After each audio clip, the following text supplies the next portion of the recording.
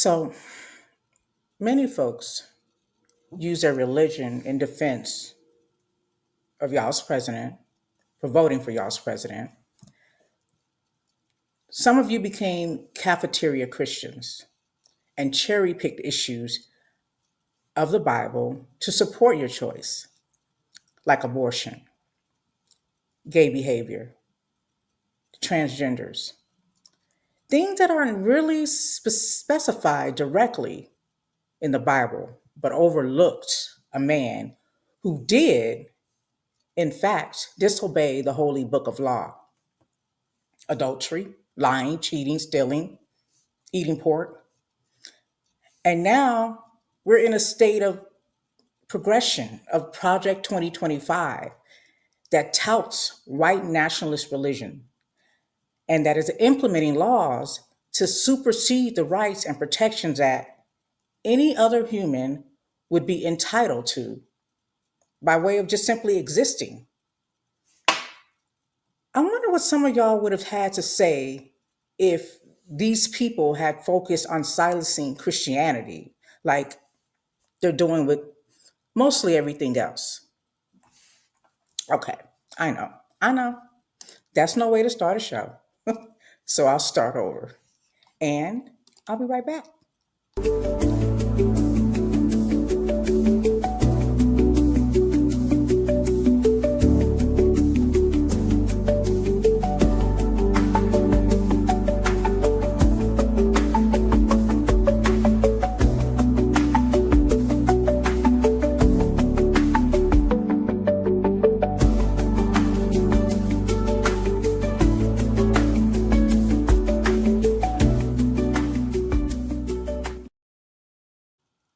Well, hello, and welcome to In Your Ear Radio. I am your host, Latoya. So very happy to be with you on this fine Saturday. The weather's lovely. You can wear shorts, open-toe shoes, do what you want. You want to put on a nice dress with some boots, you can do that too. Short sleeve, I don't know, whatever you into. But it's very nice outside here in Las Vegas. I know in other parts of the country, there may be cold weather, may even be snow. At least I heard earlier in the week there was. So I'm sorry about that. But anyways, we're here, and I'm glad you guys are here with me today. Don't forget to hit the like button, to share. You can subscribe to my YouTube page. Um, and again, I just want to thank all of you who join your girl live, especially because you could be any other place, but you chose to be here with me. So I appreciate you for that. Thank you so much. Your presence is my present. Y'all, we got a lot to get into today, don't we? Yes, as usual. I mean, a week goes by and a week goes by, don't it? And it's yeah, a lot of it's a full week. It's a full week. So we're gonna try to touch on some of the shenanigans that have been going on in our world and amongst us and around us. And I touch on a few things. If you guys caught my title, it is No Fun When the Rabbits Got the Gun. We're going to get into that too. And I basically want to focus on bullying and what that means, especially within the school environment for our children and institutions of the sort, and just what that means and how it affects our kids and what's the outcome and how detrimental it is. And it's just a bully culture. So I definitely want to get into that. So I just want to remind you guys that today is the main event. So for you who are thinking about yesterday or, laser focused on tomorrow, just know that today is the main event. And I just want to share a thought with you that I saw on IG in reference to that. It's just saying that we only have one day. In reality, that's it.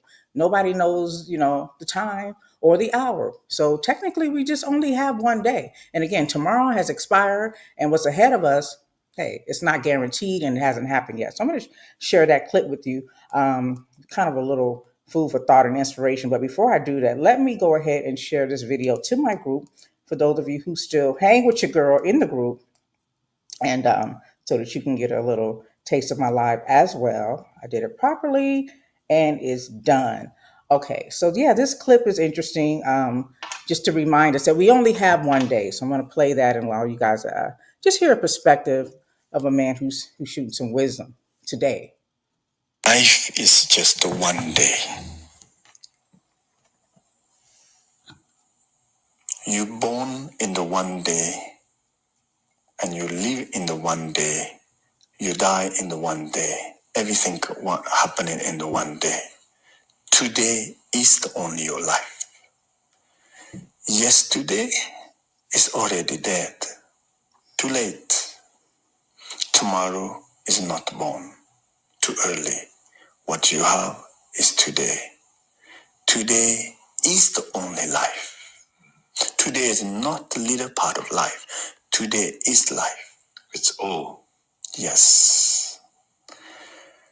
Therefore, we need to make joy or happy every day, not next year. You don't say me, I want happy life. That's illusion. Don't say me, I just want to say, I want happy day.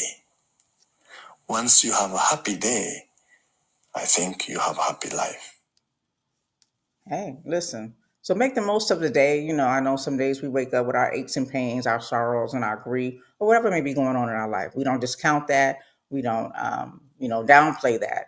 But there's always an opportunity to just find gratitude in your attitude and just know that this day is the only day you're guaranteed. So why not fill your cup and make it, worth your while? You might just go out with a bang. So that's something to think about. But y'all, I'm excited because The Handmaid's Tale is back, and I know I've talked about that. I've associated this series with the things that have been happening in relation to Project 2025 as we come under a new regime, and some of the things that are happening in less than 90 days. We've seen a lot of the things. If anybody's been following the Project 2025, just over 900-page playbook of what these so-called white nationalists plan to do and want to do, as far as implementing their law into our Constitution, into amendments, into our just overall into the country as a rule of law.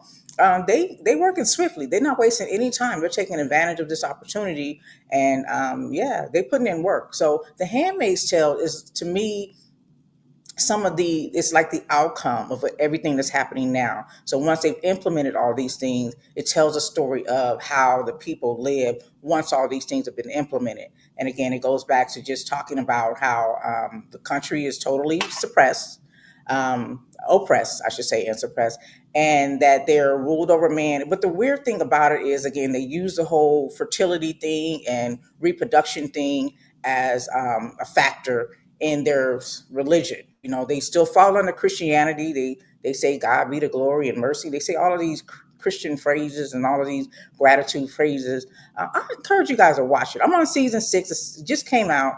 But it's just so many things that are, it's just like a playbook. And that's why I asked last week, is the United States, is the government antagonizing us? Are they just throwing this in our face just to see how we react, to get some of us out in them streets, because they know they want some of us out in them streets because they're trying to fill up these prisons.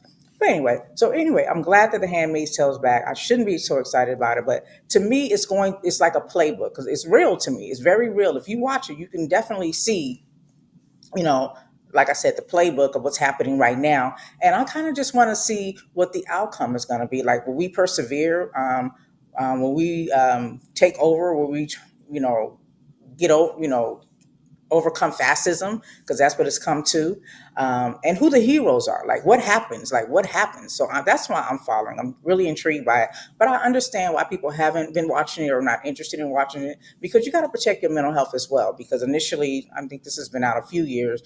I didn't start watching until I think it was maybe a 1 or 2 years, already, out. But I started watching it because I just wanted to check it out. Eventually, I decided to check it out, and at first, it was hard to watch because, again, it is so real and so relative to what we're experiencing right now. But once I got into it, I was just definitely just really just engaged, and I just couldn't peel away. So I'm into this sixth season as well. Who's not into the sixth season? It's actress Samira Wiley. If you're watching it, she's the actress who plays Maura Strand, a black woman, and she's a revolutionary activist, and she's trying to, fight through all of this that's happening in The Handmaid's Tale. And she's won 4 Emmy nominations, winning one, but she says she is ready to leave this dystopian world of Gilead, and that's what it's called. So they take away the United States, and it's called Gilead. And now that I think about it, just a sidebar, how we have the current president changing the Gulf of Mexico to the Gulf of America. And I was like, I need y'all to get y'all, language up. This is the United States. Technically, this is called USA, United States of America. And so, I had, my thing was, why are you calling it the Gulf of America? Get it together. And now that I think about it, even watching this show, they get to the point where they remove that name. It's no longer the United States. And you hear this current president in real life talking about states' rights, where he does want to divide up the country and maybe have separate, um, just laws for different countries, which we have to some degree now. But I'm just saying, not being the USA, the United States of America. So now I'm trying to, I'm thinking a little bit more about this whole America thing, like he's on to something. Um, you know, and yeah, so just a sidebar thing. But anyways, this actress again, Samira Wiley, who plays Mrs. Strand in the movie The Handmaid's Tale, says she's done with it. She says, "I'm done with the trauma." She said, "I mean it." She said, This is not no cliffhanger. This is a reality." She says, "The way that Margaret Atwood writes these characters." The depth of all of it, I feel like I have played my part and my story is done. She went on to explain how to participate in the show's dark and dystopian world season after season has had it's caused, you have to have specific techniques and you have to be able to manage your mental health. So she's bowing out of this series because even acting out the role is overwhelming for her because again, we're actually playing this out in real life. It's just not on TV. What did they say? Who said it? Revolution not be televised, it will be live. Like both is happening. It's simultaneous, right? Or at least allowing us to see it before it actually plays out to the full extent. So she said, I had to learn some techniques, some medication, meditation, and mindfulness, and all of those things to consciously take myself out of the world of Gilead. And again, Gilead is just what they call the United States in the movie Handmaid's Tale.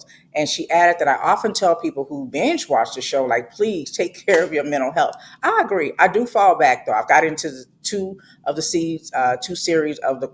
I think they only put out three, but I've got into two, and the second one just really teed me off. Like I'm already pissed, and so yeah.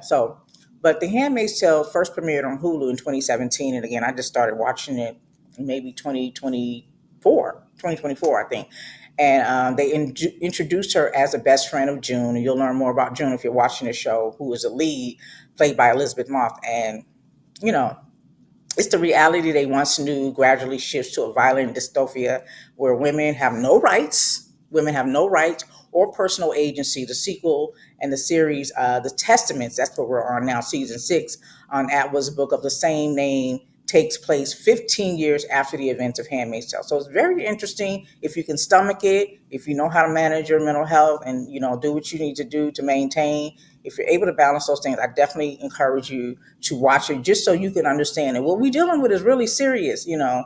And yeah, it's really interesting. Even and also at the same time, look at me just compounding it. I'm still into the series, the Earthseed series, Octavia Butler's the parable of the sower. I watched that. I mean, I read that, and now I'm doing the parable of the talent, and it talks in the same respect. It goes into the world just changing, your country just changing, the fires and how people have to go into their own communities. If you can think of The Walking Dead without the zombies, and just so much. It's so relative, and it's just so interesting how these two authors have similar perspectives on what the world would come to be, having not even got this far, because this was back in the 80s when most of these things were written. Handmaid's Tale was written back in 1985, and then The Parable of the Sower, 1993. So it's just interesting. So anybody out there protesting? I know my melanated people kind of fall back. I'm looking on TV. I see the protests from last week, and it's just a little sprinkled me like E40. They sprinkled me. They sprinkled a little of us in there, but for the most part, it was non-melanated people out there. I know April 5th, they did a protest, and again, these people are protesting against y'all's president and Elon Musk. And this is across all 50 states. And this happened last Saturday globally. They organized a pro democracy movement in response to what they call a hostile takeover and attack on American rights and freedom. So over 1,400 hands off mass action protests were held at the state capitals, federal buildings, congressional offices, Social Security headquarters, park, and city halls throughout the entire country, where they just said they want to make sure people to hear them. And, over 600,000 people signed up for this hands-off um, protest just to be heard, I imagine. And yeah, like I said, just a few of us sprinkled in into the protest. And like we said, you saw you saw the women sitting on top of the roof while the city was burning, while the country was on fire. Black women are resting. And for some people may take that as we're just somewhere sleeping not in tune with what's going on in the world, but obviously we are. I am a Black woman, and I show up every Saturday talking about the things that are happening in our world. So we're resting in the respect that we're not going to be out in them streets. We fought not to get to this point because we know us getting out in them streets brings out the military weapons. It brings out, Kyle Rittenhouse type people. It brings out a lot of, negative attention on us, and it's not worth it at this point. We fought, we did what we could do to keep us from getting to this point, and so we're not going to be at the front lines anymore. If you think about the military, who's at the front line usually? Okay.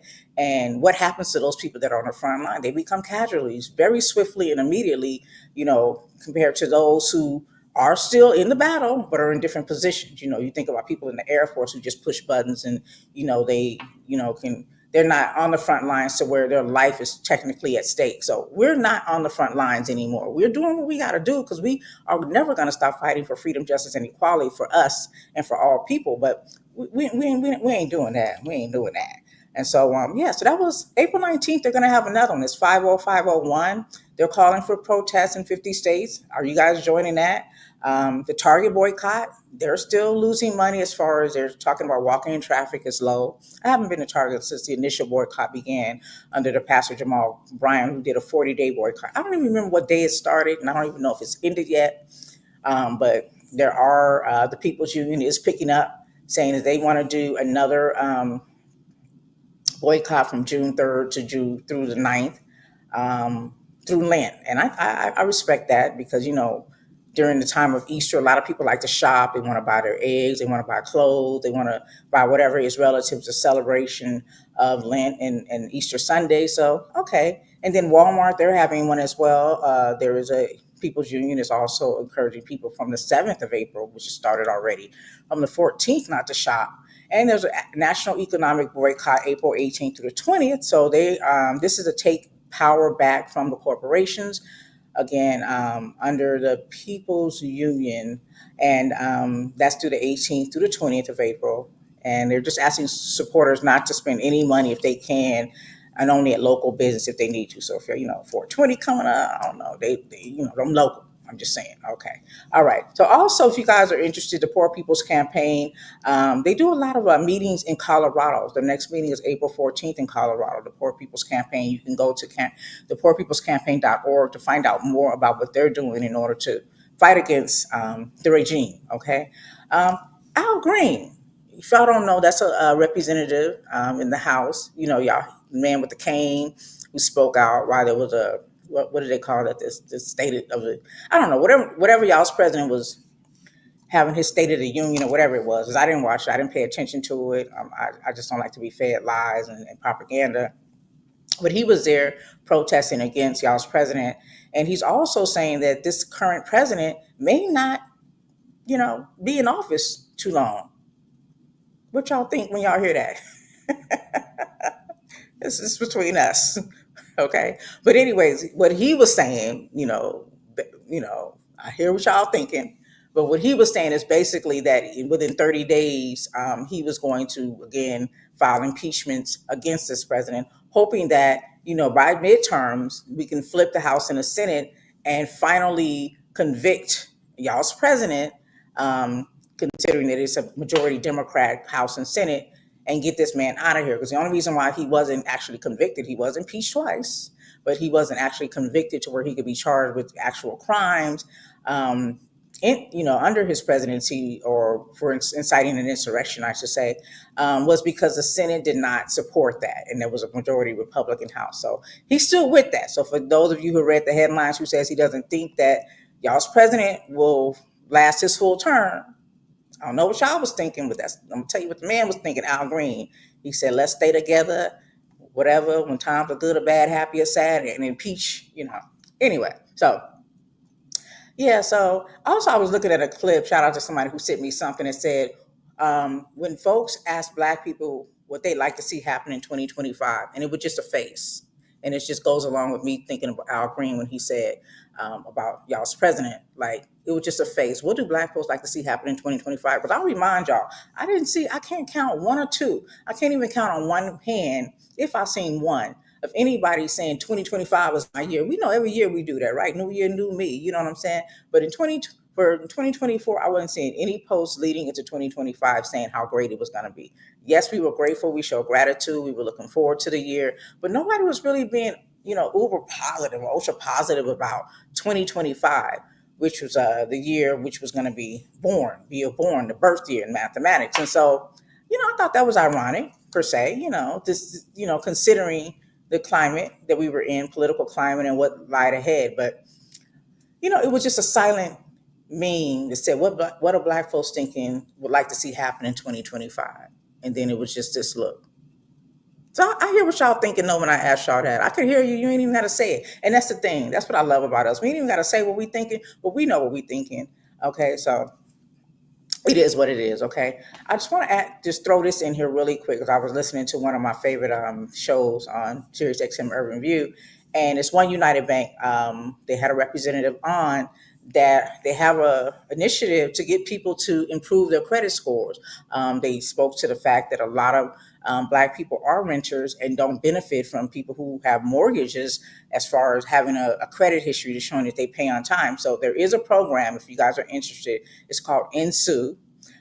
You can go to NSU. Is it NSU dot? Let me just make sure I got it right. It's insurent.com. And what it is if you have a bank account, you can sign up. And what they do is they report when you make on time payments. So not when you're late or delinquent, but just when you're paying your rent on time. So there's a record on your credit history from the three major credit bureaus that can boost your score up to 45 points or more. So that's a good look, right? We all have bank accounts. Go to into rent.com or just go to One United Bank and they'll get you there. So just so you can learn how you can boost up your credit score, because with a good credit score, then that puts you in a position to be able to obviously qualify for a home or other purchases, and to build on generational wealth. So I think that's a good look. And Insu was interesting. I like that term because if you guys aren't familiar, Insu originated, that whole word originated from the Yoruba kingdom in Nigeria. It involves individuals pooling communal funds, which are then assigned on a rotational basis to members. So people put money together.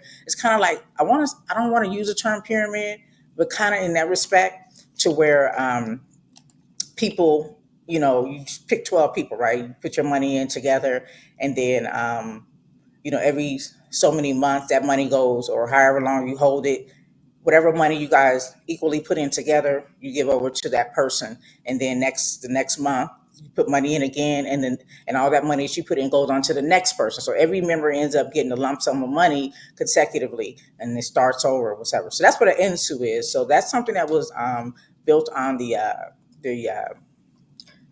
Nigeria tradition, and so it's a way to build achieve communal goals.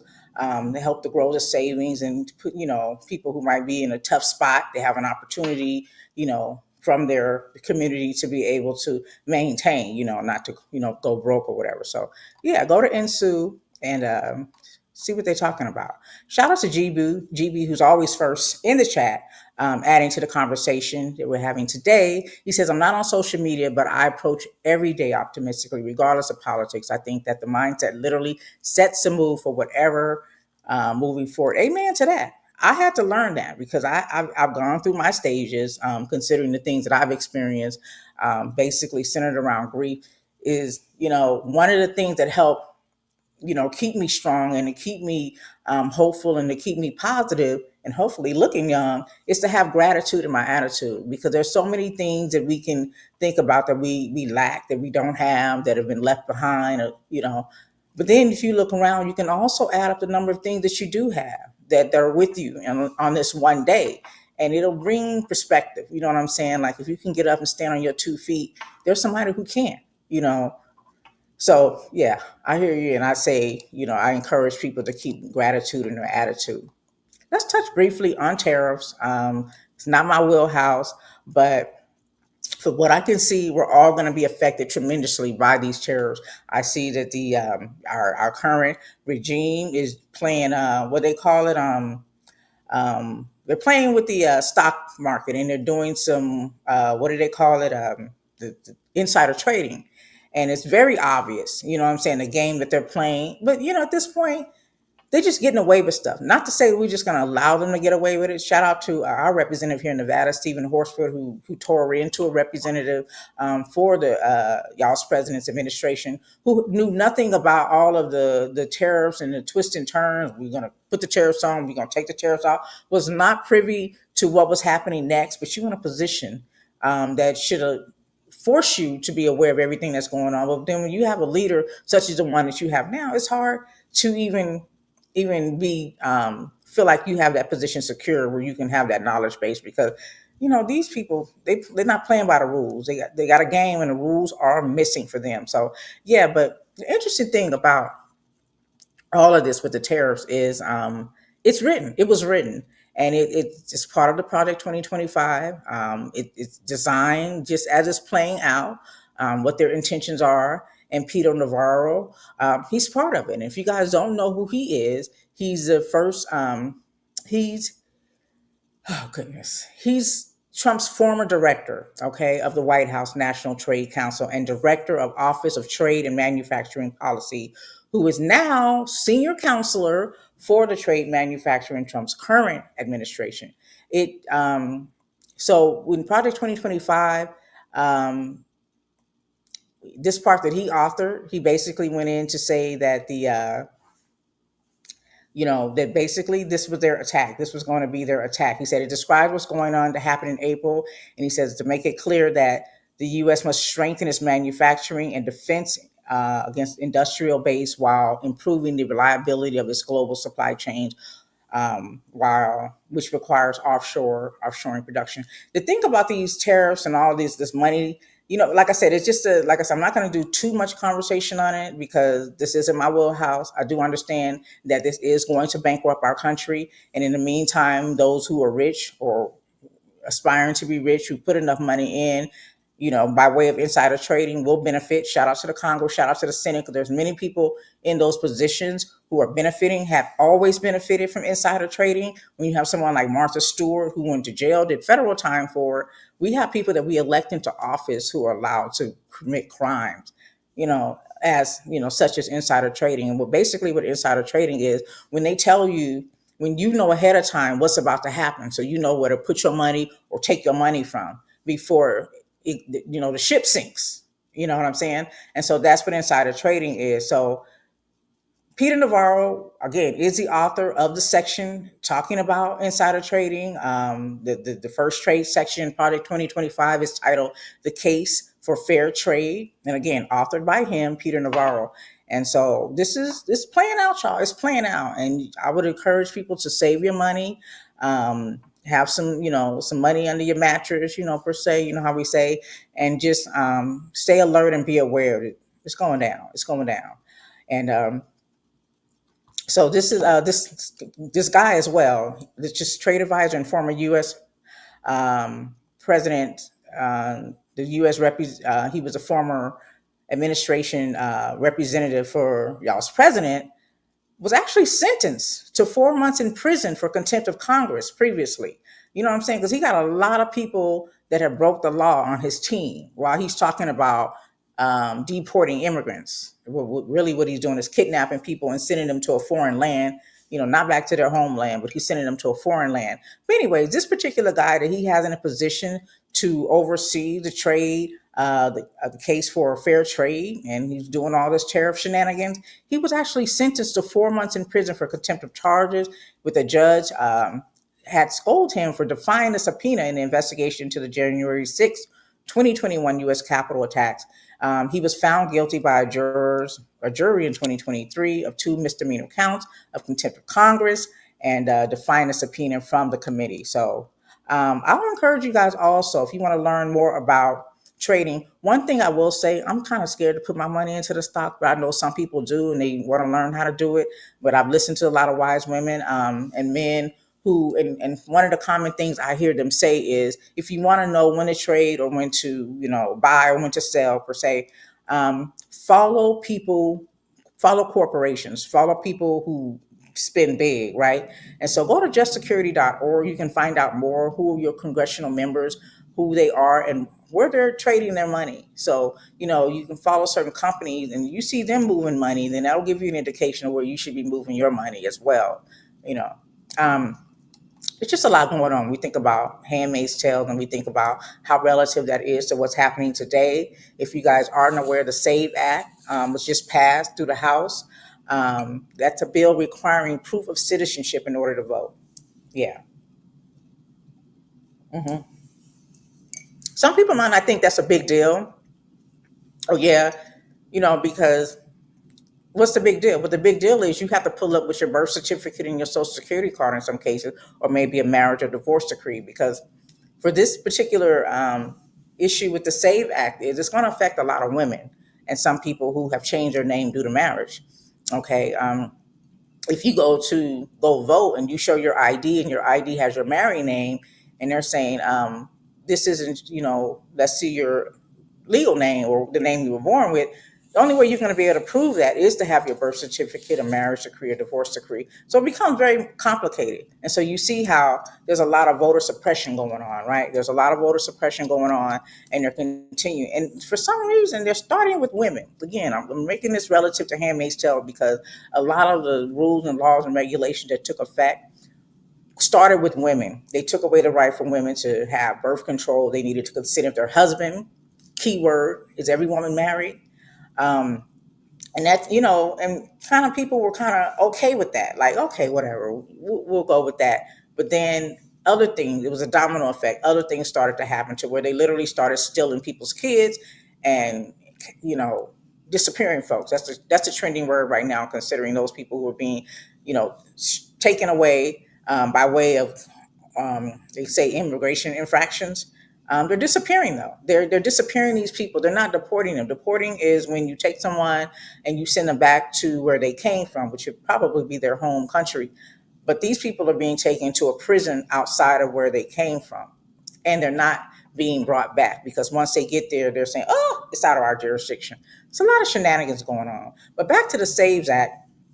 Four Democrats joined all Republicans to pass the measure in a 2020, 220 to 2008 vote. The bill, titled the Safeguard American Voter Eligibility Act, or the SAVE Act, would require applicants to present documentary proof of U.S. citizenship, such as a valid passport, a birth certificate, or other forms of identification that show a person in a person as a U.S. citizen. Okay, it aimed at preventing non-citizens from voting, something that really, I mean, it's already illegal, but it's actually rare. I mean, you have to think about it. People who are here undocumented aren't trying to get arrested. They're not trying to go back. They're not trying to be deported. So, it's pretty rare. And if you think of the statistics, it's like 0.001% of people who do that. Very low, very, very low. And does it even make a difference in the voting turnout? I mean, just think about it. You know what I'm saying? Like, so they're using these things, as I talked about last week, how they dangle something shiny in front of you and people go, yeah, immigrants, yeah,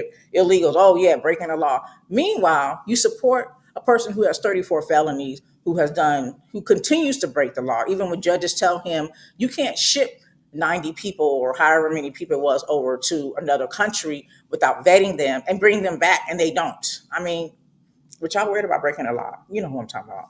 So, so this SAVE Act is a thing that's going to target women, and that's all women. And it's not just for women to be concerned with, because if you have a woman in your life, someone you know and love that is a woman, it's targeting her first, and it's making it so that, if you are married, maybe you should keep your maiden. You're planning to get married, maybe you should keep your maiden name, just so it's not as difficult for you to be able to travel. Because y'all seeing these little news articles, y'all seeing the headlines, y'all seeing these little things, and eventually, it's getting it's getting it's getting thick out here. Okay, you have people, attorneys who are representing people who, immigration attorneys, people who are representing people who are in protest, who are being vetted, or they're being scanned, they're being stopped from vacation on spring break with their family. They're taking their phones, they're wanting to scan their phones, they're holding them 90 minutes or more, or in some cases they're being detained, but they're doing some stuff we thought only happened in Russia or maybe in North Korea, or just not in the United States. They're starting to do that here. Like, they're just doing it. And so one of the things people have been encouraged to do is because this is becoming a thing when you go to the airport traveling through customs. Maybe domestically you're good, which is in the States. But when you start leaving the country and you have to go through customs, it gets a little different. And so people are being encouraged to, travel with a burner phone, not your actual phone that has all of your information in it. Think about these attorneys when they're traveling, all the information they have on their phone, client data, just information that's not privy to other people that is being accessed. And one of the ways to prevent that is not to have a face recognition, because you can say, if you don't know your password, you don't know your password. But if they can put the phone up to your face, boom, bam, boom, they have access. So when you're traveling abroad, it's been suggested that maybe you might want to try using a.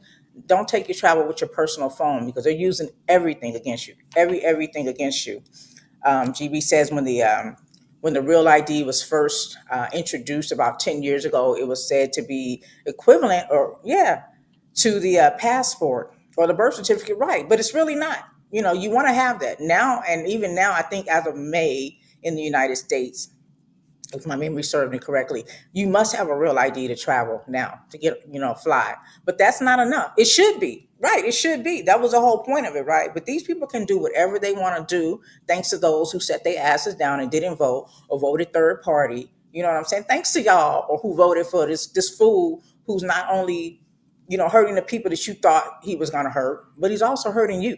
Okay, this is what we're going through, and this is what we were trying to, just really press and push to people, that this isn't about what you think it's about. It's not about gays. It's not about uh, Christianity. It's not about abortion. It's really not. It's about suppressing the rights, and they're going to start off top with women and immigrants, and just all the things that are triggering to some people who are misogynists, who are racist, who need therapy. Okay, who need therapy. So yeah, so the SAVE Act, if it's passed through the Senate, will come into effect, and then it'll be more difficult to travel. So y'all, it's turning into some real fascist, communistic type shenanigans, and yeah, and so the funny thing about this is, remember, Project 2025 is spearheaded by the Heritage Foundation, and we talked about this earlier. I mentioned this before the election, just letting you know who this conservative Heritage Foundation is,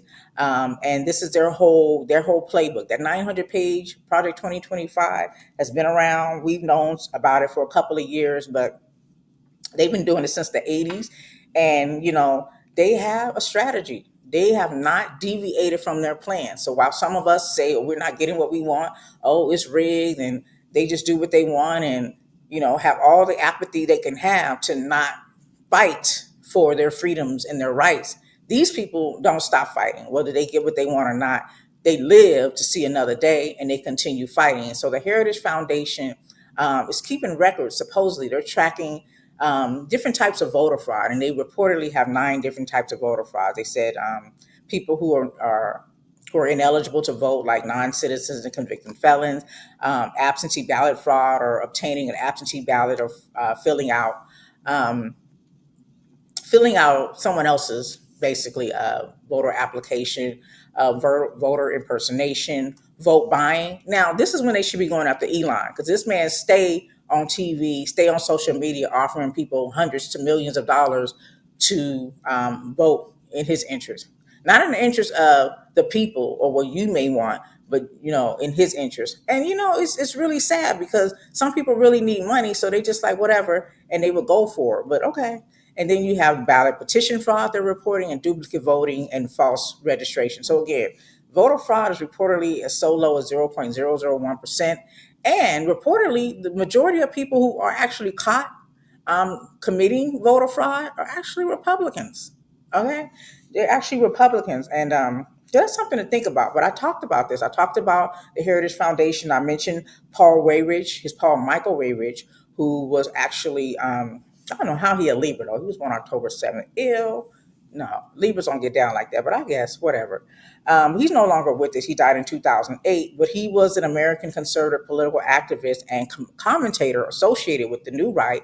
He also co-founded the Heritage Foundation, the Free Congress Foundation, and the American Legislative Exchange Council. And he coined the term moral majority, if you go look into that a little further. So he was the one who went around, talking about the Southern strategy and how, we don't want the majority of people to vote. They don't want the majority of eligible voters to vote because when the majority of people vote, then Republicans don't get their way, in this respect. Republicans representing something that goes against most of our interests. So um, I'm going to play what he said in reference to that.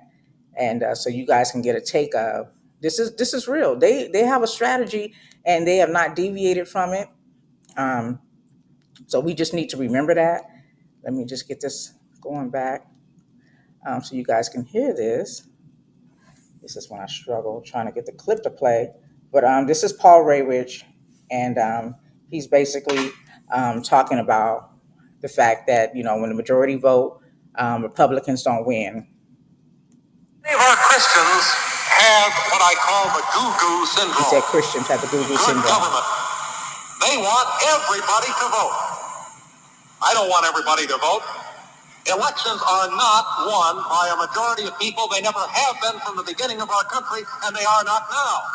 As a matter of fact, our leverage in the elections quite candidly goes up as the voting populace goes down. Okay, so they know what it is. That's why they try to suppress the vote. This is why it's so important for them to suppress the vote, because the majority of us have the same interests. We have common interests. We want our children to have access to education. We want free healthcare. We want to have access to livable wages. We want to be able to live where we want to live and just live our lives without being oppressed and not being in poverty. And the other side does not want that for us. They want to rule over the masses and they want to be able to control the masses. This is why they're, banning books. They want to dismantle the Department of Education. That's part of the playbook in Project 2025. They want to dismantle education. And they are doing this swiftly. They're doing it swiftly. But for all the things that they put out there, they knew that would get the attention of those who call themselves Christians, and were basically fighting in the name of protecting Christianity. They use that against you, and now many of you are suffering along with us because your decisions affect everybody, just like the choices we make that help to change the world for the better have affected you positively. So, I'll go back to the movie Shot Us. You know what I'm saying? When old boy said, y'all be worrying about the wrong thing. You know what I'm saying? You got to stay focused. Y'all can't be letting these people play y'all like this. Y'all can't be letting these people, take you off your team, and you got to focus because that's what they do. They have a whole playbook. They're very skilled and sophisticated, diabolical, might I add, in the way that they work. So, seriously though, like this voter fraud issue is prevented as a voter fraud issue. This is what they're presenting to us now, that this is why we need the SAVE Act, because we need to make sure that everybody that's eligible to vote are the only people who are voting. Now that's the smoke screen, right? Remember, this is all designed to initially take away everybody's rights except for a man, and that's the white man in particular. So, but underneath the sheepskin that they're presenting by way of voter fraud, underneath the sheepskin, it's about suppressing the rights of many to vote. And again, it's targeting women. They're going to start where they're going to start. There's different analogies to explain what's happening to us. And there was one. It said when they came for the Jews, I didn't do anything because I wasn't a Jew. When they came from the gays, and I'm paraphrasing, I could have it all wrong, but you'll catch my drift. When they came for the gays, I didn't do anything because I wasn't a gay. And then when they came for me, there was no one to save me. So it was a whole list of people that they came for before they got to you. But by that point, you didn't have any protection or anyone to fight for you. And that's why we have to stick together. We got to stick together. We have the same common interests. And these people only have one goal, and that's for these white men to rule over everybody and not let us have a voice at all. So just to highlight again before we get into bullying, because I do want to, definitely want to touch on a story. It kind of triggered me to have this conversation. I led with that because it's kind of heart wrenching thinking about a young boy, 17-year-old boy, who stabbed another young man during I think it was a track meet. It was a school activity. And a lot of people are speaking out against, in support of him. And then you have people who are speaking out against. Again, it becomes a white and black issue But for me, it is a racial issue, and it is definitely a bullying issue, to where we need to focus on what this bullying stuff is turning into and who's starting to become the victim. When the bully, you know, fights back, what are the consequences? What are the repercussions for the bully fighting back? It's almost like we live in a society where they support, people support people being bullied. And then when they fight back, it's like, no, no, no, no, no violence, no violence. You know what I'm saying? So I want to get into that. But I just want to talk about Project 2025 just to give you an understanding. And I hope that you guys will read more and learn more about it, because it's in effect, it's happening right before our eyes. So with Project 2025, the whole purpose is implementing sweeping right wing changes. Okay.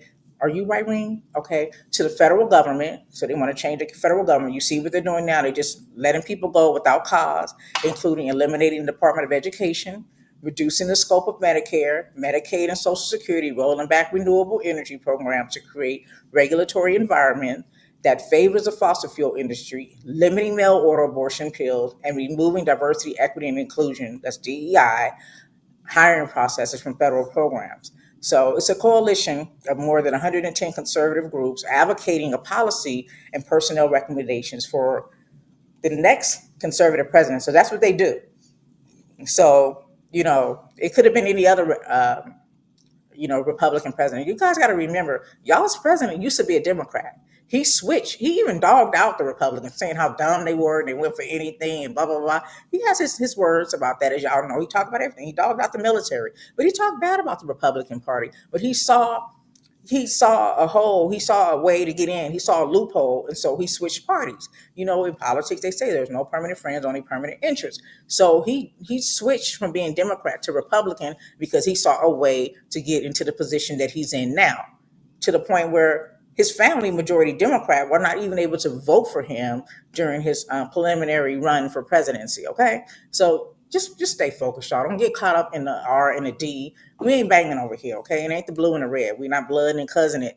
It's just the reality of what the interests are of the people, and we got to focus on that. We can't be deterred by our religion, because we all have our own beliefs. And if you think about it, I mean, if you really, really, really unfold it, for those of you who are religion, when you start reading the Torah, when you read the Quran, when you read the Bible, yeah, they right in line. They right in line. Even in the Bible, it says, I always go back to the pork thing because I think it's just one of the simple little petty things I like to bring up, because people want to talk about homosexuality and abortion, things again that aren't specifically specified in the Bible, but particular.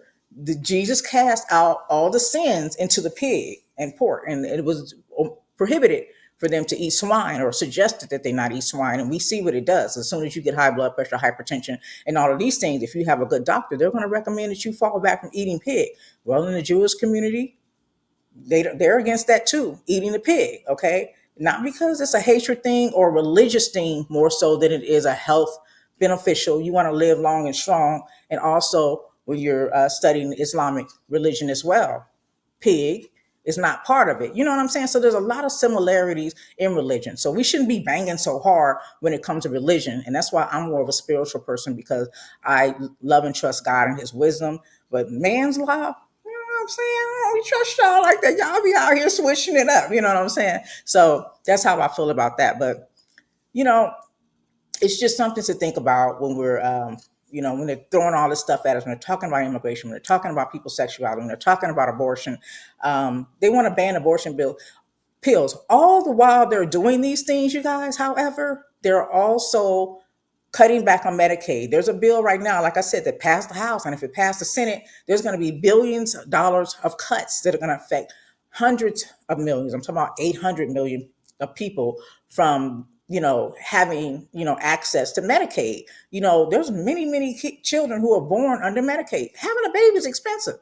Okay. And some people don't have health insurance. So who got 30,000 plus? What if you got a C-section? It's just so much that goes into just literally giving birth. Maybe they, should change the cost of things, and maybe it'll be more affordable. So these people are telling you, oh, we're against it because of our religion. First Amendment says separate church and state. So you can't even put your religion in here. But some Christians, allow them to bully us and say, yeah, this is God's law. And so we go with it. But the Constitution does not support that. And I wonder why. Because, again, I just mentioned three religions: Islam, uh, Judaism, and Christianity. If Which one would we go with? I mean, they're very similar, but y'all got to have a reason to bang. If everybody just came together, then that goes against what these white right wing people are trying to do, which is keep us as a people, the masses of us, oppressed, suppressed, poor, and impoverished, sick, and unable and disabled, while they're taking our tax dollars. The 800 billion that they're trying to cut from the Medicaid and other supplemental program, while they're trying to take that away from us, remember that's our money. It ain't like they going into their deep pockets and paying for this and saying, nah, I'm done paying for this. No, this is our money. So they're just basically saying we're not going to use our money, the people that pay the taxes for this, and they're going to allocate it elsewhere to what they wanted to benefit. You know what I'm saying? So that's how you have to remember and think about these things. Like I said, many of you guys use religion as a defense for voting for y'all's president, but he played you. He played you. And again, I took that term from the late great Mr. Joe Madison, who called some people cafeteria Christians. And if you know what that means, it's like when you go to the cafeteria, it's a la carte. So you don't just order off the menu and get one entree. It's like, oh, I'll have the burger with the sweet potato fries and also a steak. You know what I'm saying? You just pick and choose what you want to be against, and then you go and fight for that. Like, how important are these things to your well-being? Somebody being gay or trans or not having their baby. You know what I'm saying? So those are the kind of things. Don't let these people trick you. You're okay to have your right. You don't have to be supportive of those three things I mentioned: LGBTQ, abortion, or the other one I mentioned that I just forgot. But you don't have to be in support of them. Bottom line is just don't be it. If you don't support being gay, don't be gay. If you don't support having an abortion, don't have one. But don't take the rights of other people away, because there's so much more entailed than that. And you don't know how people are born. You don't know what causes a person to have an abortion. You know what I'm saying? That's not your business, is what I'm saying. And shout out to the chat on YouTube. I have a problem solving this problem. Okay, come on, GB, we with it. He said, I have a problem solving this problem. Medicaid plus health and wellness program. Yeah. Today's algebra. Yeah, I can't figure it out either, but I will admit I'm not a math person. I'm not a math person, okay? But I got enough sense to know the math ain't mathing, okay? The equation, the theorem, whatever it may be, it's not mathing, okay?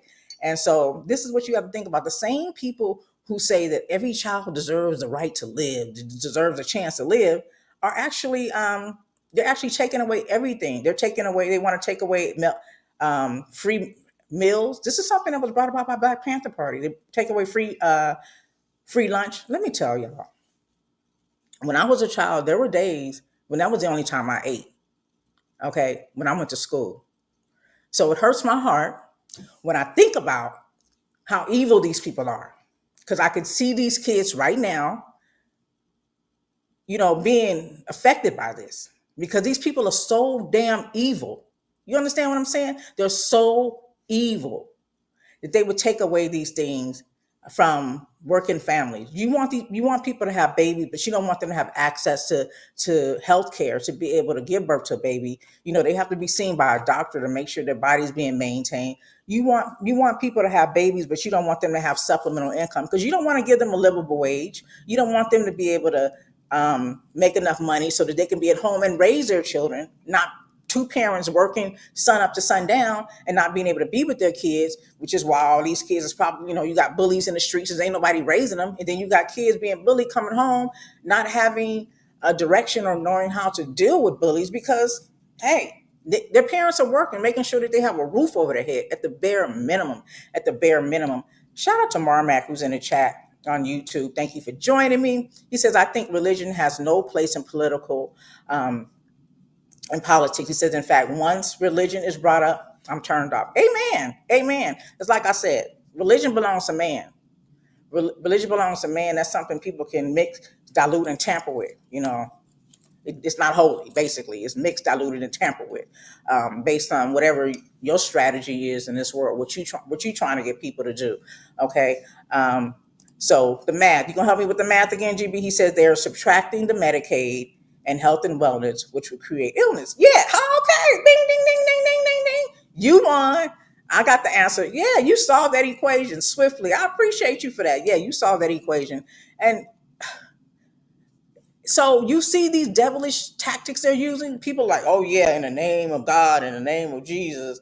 But no, these people are using. These are your false prophets. These are the ones who are going straight to hell. They ain't passing go. But in the meantime, you got people drinking the Kool Aid here on Earth, going, yeah, yeah, yeah, yeah, yeah, that religion. I'm a Christian. What if I'm not? So then what? My rights end where yours meet. You don't get to supersede over my beliefs. Okay, you don't get to say you have to follow what I follow. That's why we have freedom of choice, and that's what's going on here. There's a law that they're proposing. There's a bill that they passed. It still needs to be voted on, I think, in the Senate or the House. Um, I wouldn't say this is in Texas. Yes, it's a Texas bill that has been passed to support child support at inception. So, okay. So, what does this mean, y'all? This means that the Senate Bill 942 aims to shift the timeline for when child support payments began, potentially making it much earlier than many expect at pregnancy, at when conception. So, under this bill, a father would be responsible for paying retroactive child support starting from the date of a child's conception. The Texas Senate passed this measure Wednesday. This was last week with the vote of 27-4, sending it to the House for consideration. Supporters of the bill argue it provides crucial financial relief during pregnancy. Okay, so if these parents aren't qualifying for Medicaid and they don't have health insurance and it's against the law to have an abortion, and they don't have a livable wage, interest rates are too high to be homeowner, you're unhoused, just all of the things that they're trying to take away from us. Um, and then you want the fathers to start paying for medical bills at pregnancy. Yeah, I need an algebra equation again. I need you to do the math for me again because the math ain't mathing. Okay, so this is what they're saying. This is supporting. This offers support to the mother and the child um, during this time. But there's so many things that come into that you have to factor in. And I'll just say this off top: what if he ain't the daddy? You struggling to pay. This just puts the fathers in a situation, an unfortunate situation, where you're held to pay for something you may not be able to afford it. So we know how this whole child support things work. Different states, different laws, but license suspended. You know, interest is attached to this. Okay, and then once it comes to a certain level, you can't even travel outside of the country. But then you might end up in jail because you can't pay for a baby that might not even be yours. I mean, that's just one thing. That's just one thing to think about. But who's passing these bills? And Texas has the highest, one of the highest incarceration rates, and we know who the majority of those people are. But why would you do something like this while you're still fighting to take away some of the subsidies that people benefit from just to live and to exist? Like, what's really happening? And Marmack says, to piggyback off of GB, Americans spent over 17% of its GDP on healthcare, yet we're among the world's leaders in obesity. Right. Because there's no laws. If you've done the studies in Canada, there's certain dyes you can't put in foods and M&Ms and Doritos, but they allow here. The same brand that we eat here, when you take that brand across the border to a country like Canada, baby, we ain't gonna be able to do all that y'all putting in there because they know what the repercussions are, what happens to your body when you're putting foreign things into chemicals into your body, right? Also, ironically, they have universal health care in Canada. So they are protecting their interests. The interest here in the United States is for these pharmaceutical companies to make a lot of money. The interest in the United States is for these healthcare institutions to make a lot of money. They don't care about people. That's what I mean. People that don't understand to focus on. You think, you watching too much Fox News. Get it off your brain, man. Turn that shit off. It is just propaganda. It's called entertainment. They have been sued because they have the title Fox News, and people have been brainwashed to believe that what they're hearing is facts and truth. And really, it's just to condition you to be dumb as fuck. Okay, I had to say it. I just had to say it. And so this is what we're dealing with, y'all. This is what we're dealing with. And these are our bullies. These are the people who are bullying us. These are the people who are bullying us, and They embolden bullying. You see it all the time. You got, even in the House and Senate, you got representatives that were voted in talking crazy to people, telling them it's, they probably it's good they lost their federal job because they're a clown. Bullying people while your pockets are fat off American tax dollars. These are the bullies. Like, have we come to the point where we accept this? This is our culture. I'm not accepting this because it ain't no fun when the rabbit got the gun. You know what I'm saying? So what I'm saying is, if y'all don't understand, if you think about a rabbit, a meek creature minding his business, a vegan, you know what I'm saying? A vegan. Vegans are the nicest people. Name one vegan that didn't kill somebody. I'm being facetious, but I'm just saying. Overall, vegans do yoga. They real peaceful people overall. I don't know. I'm gonna follow the news and find out if anybody was a vegan that did some dirt. I mean, some like um, criminal, like yeah, something like that. But you got the meek rabbit, and then you got the person um, that walks around with a gun bullying people. We've seen that in our culture. We've seen that in schools. We've seen that. That's the easiest way to get people to do what you want to do, to bow down. Because who wants to end their life? You know what I'm saying? Like, yes, we're gonna die standing up, and we're gonna die for something that matters. But most of us just trying to get back home to our family. So you pull out a gun, then what happens? But what happens when the tables turn, when people get tired and they figure out how to counter you? You know what I'm saying? It ain't no fun when the rabbit's got the gun. So this little meek vegan of a creature pulls up on you with something you weren't expecting, and now you wind up having to defend yourself in a court of law that wants $1 million bail. And I'm talking about Carmelo Anthony, which I'm going to forward it to even more so. So, you know what I'm saying? It ain't no fun when the rabbit's got the gun. And these people are big, big bullies. GB's adding to the conversation. He says that back to stocks. The biggest medical companies, producers, and the distributors of medicine are the stock market. Things that make you go, or a song about like the hit, things that make you go. Okay. This is a world we live in. This is our capitalistic country. And capitalism would be okay if it wasn't about, by any means necessary, taking down the humanity, like you stepping over people to get to where you want to get. It's okay to charge more to make a little money so that you can have, an extra savings account. But when you actually are willing to take down people, while you intentionally take them down by, giving them products, letting them ingest products into their body, into that they eat, that are going to kill them, so that you can make money on the other end through your cancer research and your cancer for pharmaceutical drugs. That's kind of scary. Like, y'all, these are demons. Who thinks like that? Who would do that?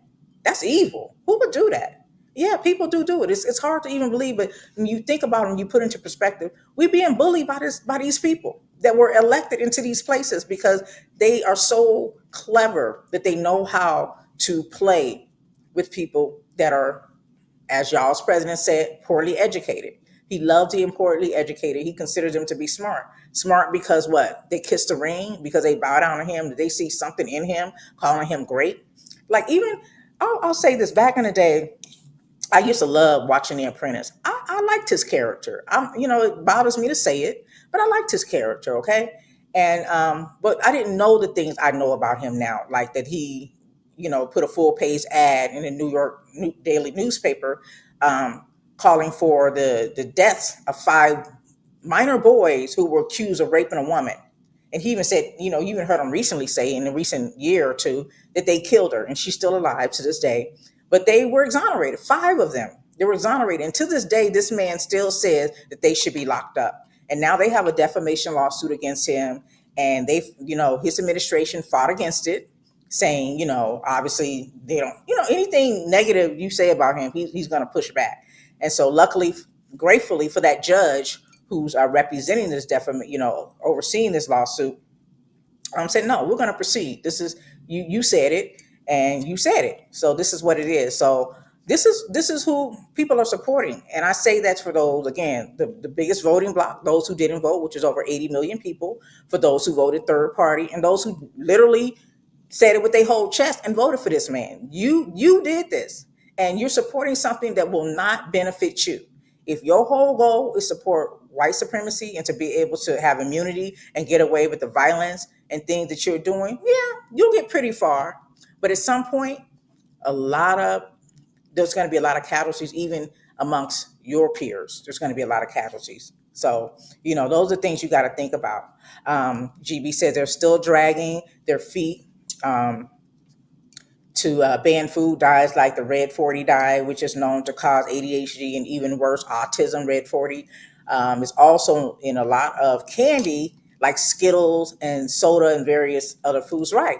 They're getting away. When Michelle Obama, the first lady, was in office, she put in programs and incentives for healthy eating in our public schools and just overall. And they took all of that away too. So these some sick people, y'all. These some sick, sick, sick people.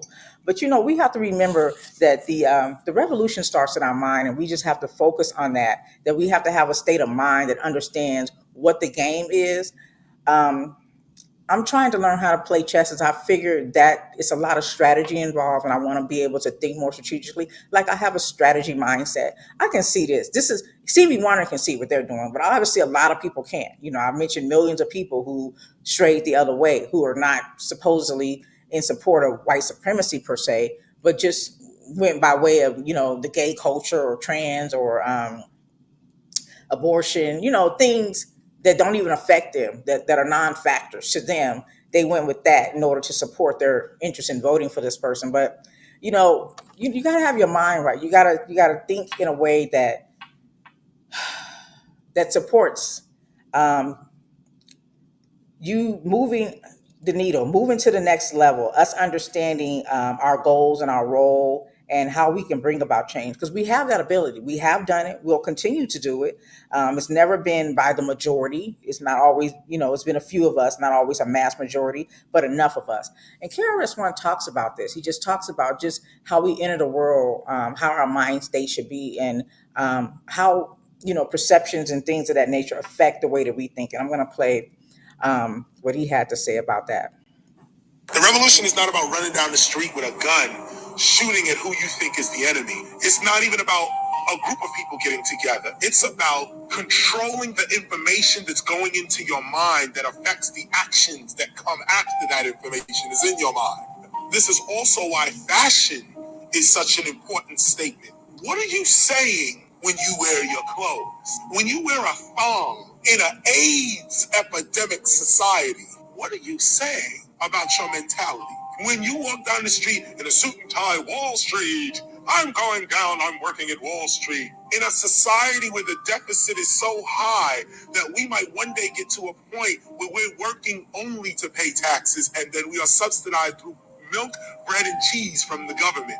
So the revolution is about your mind controlling how you think, because the information that goes into your head is going to affect what you wear, what you eat, and what you wear and what you eat is going to affect to someone else who you are. And then they're going to react to you based on what you're eating and drinking and wearing and so on. And if you don't have control of that, you're not going to be in control of how people are coming to you and how you're coming to people. To me, that's the only true revolution. It is a mental one. It is control of your mind. Become unattached to all materialism. You got to be unattached to material things. You got to be unattached to people dangling shiny things in your face.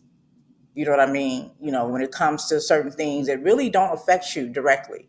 You don't wait till you get to the pearly gates and allow God to judge you, not man. Okay. And don't hide behind other people's beliefs when it comes to religion, when it comes to what they know is right, because they don't mean good for us. Like I was stating, the SAVE Act is going to make it more difficult for women, starting with women. So right now, let's talk about immigrants, right? We said, oh, we just want all the bad guys out. Yeah, but you voted a bad guy in. Okay, moving forward. So what happened with the immigrants? Everybody, oh, they're taking our jobs. What jobs were that? I don't pick, whatever. So you went with that. But now who's being affected? Actual US citizens, people actually born here, who are actually born here, are being affected by these immigration laws that y'all fought so hard, some of you, to get other people out. This has been each presidency, they did their thing when it came to immigration. If you think, go back to Barack Obama, he was called the deporter in chief. He was getting them out of here. He was getting them out of here, but he was getting criminals out of here. He was getting people who were menace to society out of here. At the same time, he was improving on DACA, which allowed people who did come here, with their families as adolescents, you know, without having a choice, who have been here maybe 20, 30 years, have kids of their own now, to be able to continue to live here. You see what I'm saying? So this president, y'all's president, that's not his goal. He don't give a damn. It could be any one of us get caught up at the airport, or they come knocking on your door. You got somebody who don't like you, and they just tell you, "Oh, she's from Barbados." Of course, I'm from the United States of America, born here. I'm generations in, several generations in, but I have to prove that I'm guilty until proven innocent, which is how the culture of this country is. So we're being bullied by ICE. We're being bullied by our own president. We're being bullied across the board. And when people fight back, they're called terrorists. They're called non-patriots. They're called anything but people who are in support of not being oppressed, who are against oligarchies, who are against fascism. Okay. So Marmac has a question for the listeners. He says, "Allow me to ask those that are listening, what can we do to affect change before the polls?" So yeah, y'all add to that. What can we do to affect change before the polls? Number one, we need to gather up those of us who, that haven't been in support of voting to vote. Hopefully, we can get more people to do that.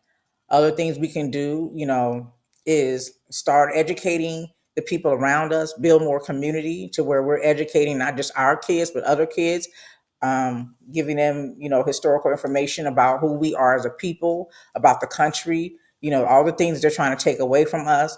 You can build small little institutions, little communities where we can have conversations, Saturday programs. We got football, right? People pull up for football on Saturday, take their kids to practice 5 days a week.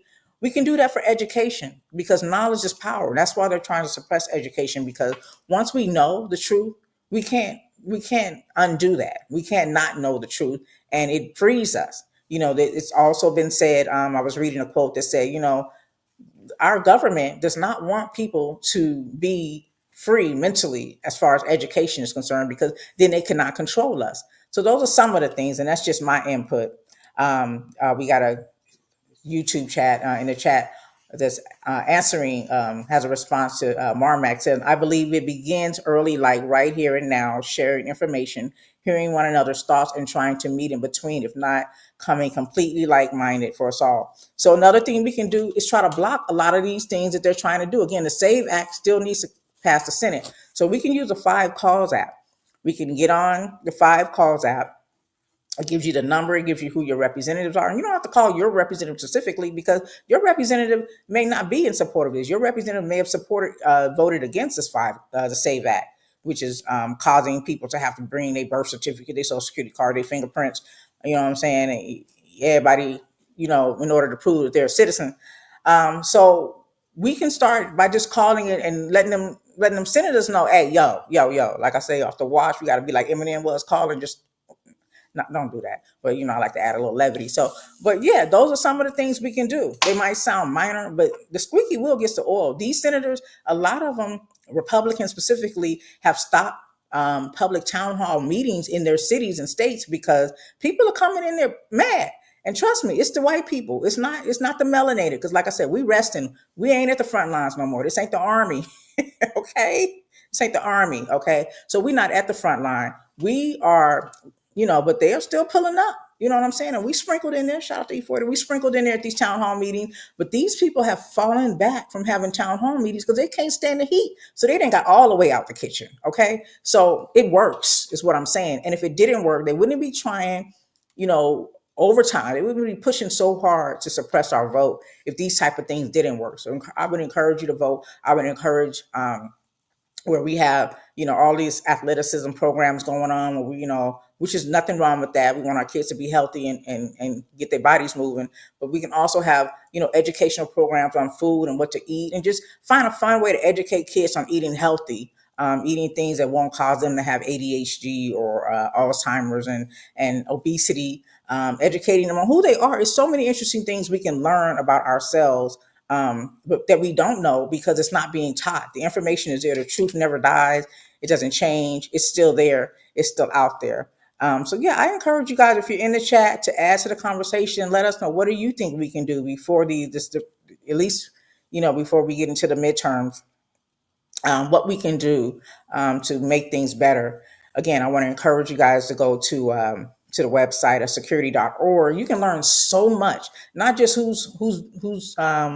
what stocks are being traded by these big corporations in Congress and Senate.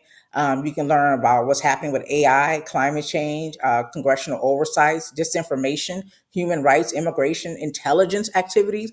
Intelligence is what they do in the military, where they tap into your phone, intel all over globally, getting information, gathering data. That's how they know who doing what and when they're going to do it. Internal crime laws, global wars. There's so much you can learn by going to this website. So I encourage you to go there just to educate yourself. And again, the website is security.org. Again, so by Memorial Day, they're planning to cut Medicaid and Medicare by billions of dollars. Okay.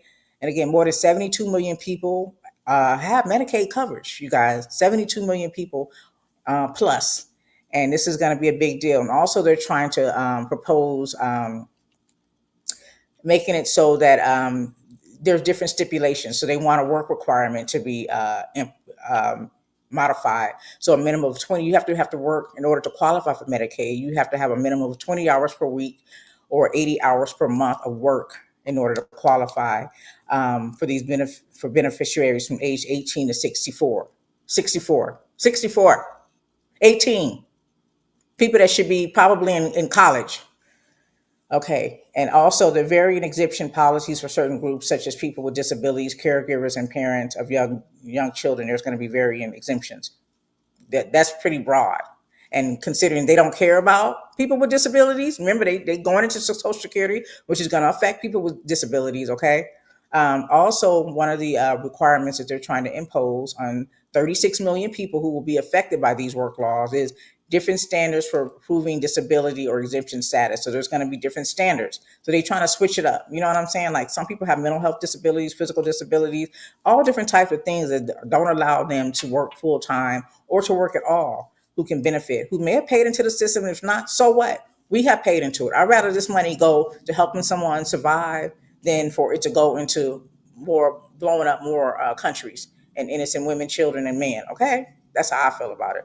So the reality of Medicaid recipients, if you don't know, it's important to understand that most Medicaid recipients are already productive members of their communities.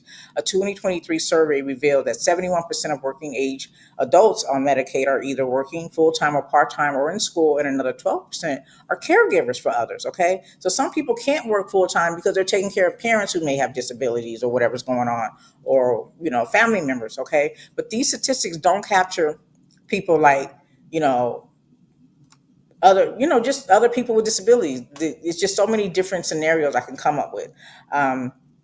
Yeah, so let's talk about this bullying though. Again, I kind of get an analogy. This phrase, however, if you're not familiar with it, this phrase comes from a book written by Nick Scarborough, and it's titled "It Ain't No Fun When the Rabbit Got the Gun." I've never read the book. I don't know if it's in relation to bullying, but the whole phrase in itself seems to me to speak to bullying. So that's how I took it. And like I said, what triggered me was reading the headline of a young boy by the name of Carmelo Anthony, who was a student who killed a white student recently. This was April 2nd during a track meet at a stadium.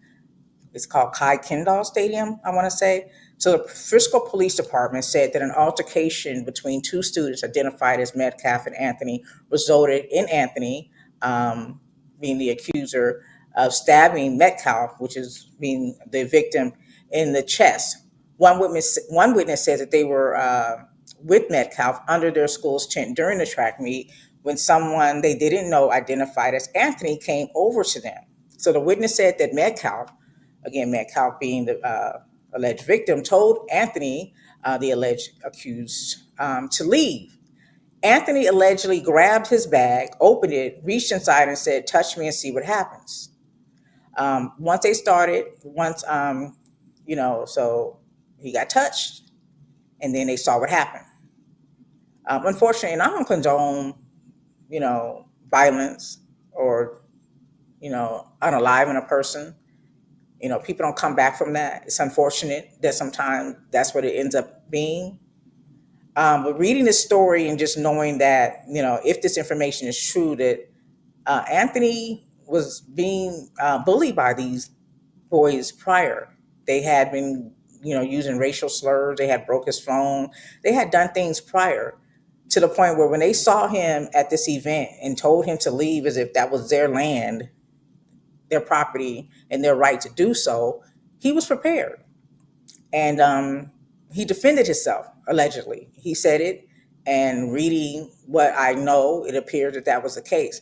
And the story is so triggering to me. And for those of you who are used to me running at least about an hour, 30, 40 minutes in, we might go a little bit longer, not too much longer, but just a little bit longer, just to touch on this story. But it triggered something in me. When I was in high school, um, there was an incident where there was a boy on the last day of school. I think this was my junior year, who was jumped in school. I don't know how many people jumped him. I just remember we rode the same bus. We were bused from one side of the town to the other. Back then, that was considered a pretty nice school. I've seen it recently, and I'm like, God, it reminded me of Dangerous Mind, the movie. Like, it was rough. It was rough looking. Okay, look, but so that was my 11th grade year. Just remember this young man running on a bus. Mind you, we were 16, 17 years old, and you can tell he was just frustrated, and he looked really flustered. And that's when we were told that he had just got jumped. Nothing was said. We went home. My senior year, I didn't go the first day of school, but when I turned on the TV and watched the news, I learned that this particular boy had been accused of murdering a student first day of school. And the story was told that this particular student was retaliating against one of the boys, allegedly, who had jumped him the year prior. So there's a whole gap in between. He had a whole summer to think about this. And it must have really affected him in a way. Like I said again, I don't condone. This is not, to me, the resolution. Definitely, this is where I think there should have been some type of intervention. I'm not sure if he ever mentioned it to anyone else, talked about it, if he had a family or the school were aware. Obviously, these boys were not expelled because they returned to the school, unfortunately to their demise, or at least one of them, the following year. But I see this. I see this happening with bullying, to where kids are being bullied for how they look, how they talk, how they dress, um, just all kind of things. Being forced to be part of gangs, and they don't have an outlet. They don't have an outlet, and they take the law into their own hands. I have a similar story, or not a similar story, but another story of bullying, where there's a young girl in junior high school who's now expelled, along with the person who had been antagonizing her and bullying her, to the point where she actually took money from her mother, like, and gave to this girl, like in the hundreds. I don't know how far or what she was saying specifically, but it was enough to intimidate her. To finally, she stood her ground and fought back. They fought, and then now both were expelled. So my question is, what happened in between? Again, here's another lapse. What happened in between time? Why wasn't this stopped? Why wasn't this prevented? Why wasn't there was something done, to prevent what ended up happening, which is two girls being expelled? And my thing was, the victim shouldn't have been expelled. At some point, she retaliated. Who's to say what that looks like, when a person retaliates? Can we really tell them how to retaliate? The thing is, you just want to stop people from messing with you, right? And what is her family like? And my thing I suggested to her mother was, you need to have a sit down with the parents and see where their heads at. And she's like, oh no, they ghetto. And then I was like, well, you need to sit down with the principal. And if the principal's not here, you need to go to the school board. Like, we have to speak out against these things and just keep pressuring, like, be noisy, be loud, and let people know. Because when we get involved, you know what I'm saying?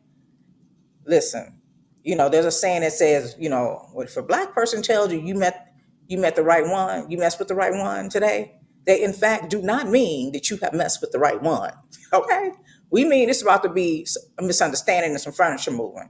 And so when it comes to that, who knows what that entails? You know what I'm saying? Some people can take it to paper, go and fill out police reports, but we don't really know if that's going to help. You know what I'm saying? We don't really know if people aren't taking us seriously. Even if I just take it outside of children, when you think about bullying, I think about domestic violence cases where it's the man who's being bullied. He's not putting his hands on the woman, but the woman is abusing him. And then when he gets the police involved, it's ha ha ha, you let a woman beat you, and it's not taken seriously. And then when the rabbit got the gun, you know what I'm saying? And I don't mean a gun literally in all cases, but in when the power shifts, when a person gets tired of a person, you know, having their knee on their neck, and they decide to do what they think is appropriate to stop this person.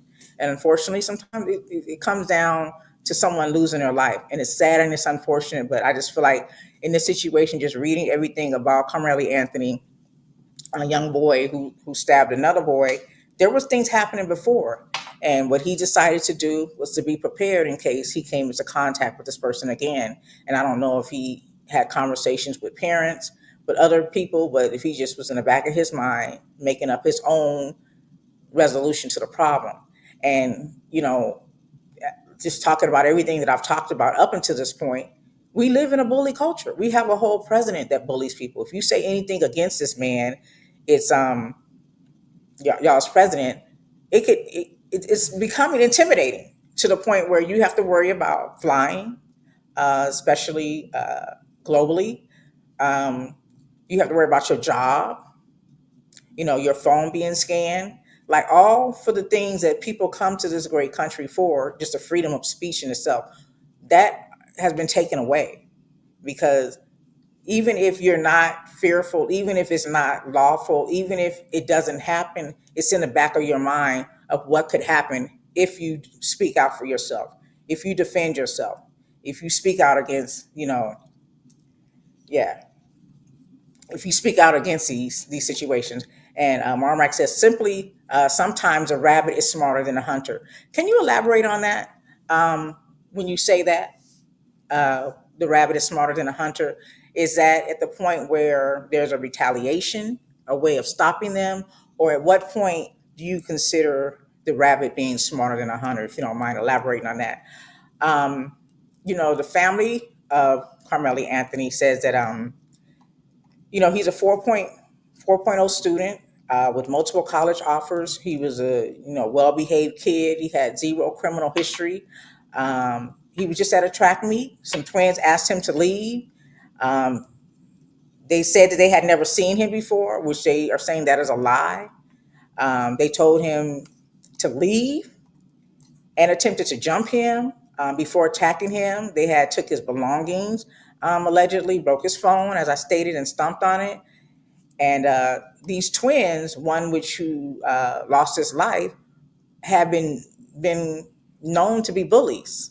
And so, I just think about all the scenarios where, especially with our kids, as adults, we deal with that every day. The system bullies us. As Black people, as women, we are bullied by the system. Again, we have a leader of the free world still, hopefully, um, in continuance, but we don't know, who is definitely a bully. And we don't really have any recourse. Like, do we want it to end violently? Do we want it to end tragically? Or do we just want people to leave us alone? And what do we do about that? Especially in schools and institutions, where I don't think enough is being done. A lot of reports of it's one out of every five students are reporting being bullied, okay, in schools. A higher rate of bullying is being reported by females. So I don't necessarily think more bullying is being done by females, because I've heard the stories of young men that I didn't know until they were adults that were, jumped, Black boys being jumped by Mexican people in the community. They all live in the same community, but they were jumping them. This is why sometimes these kids end up in gangs for protection, you know And the parents may not know any of this. Okay, they may not know any of this. They might not know what wars they are fighting when they leave the house. It's never talked about. If your parents working all day, come home and go to bed, you eat a meal, y'all not having those conversations. But they're saying the majority of people who report bullying are women. 41% of those reported bullying indicated that they think that the bullying would happen again. So these people are aware that these people are going to keep messing with them until they stop them. And how do you stop a bully? What are some of the tactics you've done, or maybe you've suggested to your kids to do in order to stop a bully? Um, and the most common types of bullying is like rumors and name calling. Again, I talked about people teasing people about the way they dress, um, just different scenarios. And what happens next? What happens next when a person is just getting tired? Some of these bullying tactics that are being used on the victims cause them to die by suicide. So many different things happen, and a lot of us aren't even aware of how bad it is until the worst happens. Okay. GB's adding to the conversation. Just since then, the other twin allegedly posted a pic of firearms. Oh, I got that for you, and referenced monkeys and hate. Oh, really? Yeah. So yeah, I saw this, and you don't see this trending everywhere, which I found is interesting. Let me just pull pull this up for y'all. But they're raising money for Anthony to get him out. He has a $1 million bill. I think he's still incarcerated. They raised over $300,000 for him, which is good to help. But these are the boys. Okay, just to give you an idea. We can see just by how they look what that culture is. We've seen it. Like, I'm not gonna paint their picture for you, but what I'm saying, we talked about how people dress and what they represent. We heard KRS-One speak to that. Then you have somebody dressed similar to these young men. Kyle Rittenhouse, if you guys don't remember, he killed yeah, this was a kid. What was he was pretty young at the time. He he was 17 actually. He shot three men. This was in Wisconsin. This was in 2020. This was during a protest, a rally, and yeah, two people died at the hands of Kyle Rittenhouse. Um, yeah, and he said that he called that self defense. He said that somebody tried to grab his gun, and mind you, this man was walking around looking like that photo I just showed you, walking around, and no police stopped him. Imagine a black man doing that. Imagine a black man doing that. I mean, let's just keep it 100. We can say everything is not racial, but everything is racial, unfortunately, because that is a commodity of the United States. That's what this country was built on. They used race, they created race, they made up race in order to support, to validate what they were doing, and white people fell for the bait. People that look like them fell for the bait. People who are adjacent to them fell for the bait, and this has been their commodity. This has been how we have these great institutions that people want to call prestige, and that's how we have these great banks off the backs of people who were enslaved and forced to work without pay, was forced to live and be under the control and rule of another man. Okay. And so Kyle Rittenhouse, he got off on that. He killed two people walking around looking for trouble. If you ask me, you dressed like the man that I showed you in this photo during a protest, that he was going to protect property. Property. Property. Property. He went out there to protect property. So he's shooting and killing people over property. Don't he know there's insurance companies that protect that? But he got away with that. That's something that a black man couldn't do, and people are using that as an example. Um, but kids are taking the law into their own hands because they're getting tired of it. They're getting tired of it, and like I said, I don't condone violence, but I can definitely understand what can cause a person to get to that level.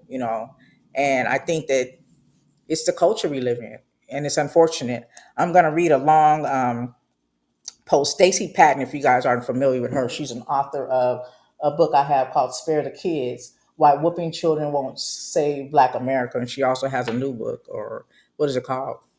Yeah, but anyway, Spare the Kids. I can't think of the other book, but she's long winded, and she's ready. She's with the conversation and a pushback. So um, I just want to read what she had to say about this, and let me sip some tea while I'm doing that. You guys, let me know what you think though. Like, do you think this is a bully culture? Have we come to the point to where we have just accepted it and we think it's cute and people can just say and do whatever, and there's no repercussions or consequences? But when the other side gets tired and responds in a way that they respond, then it becomes an issue.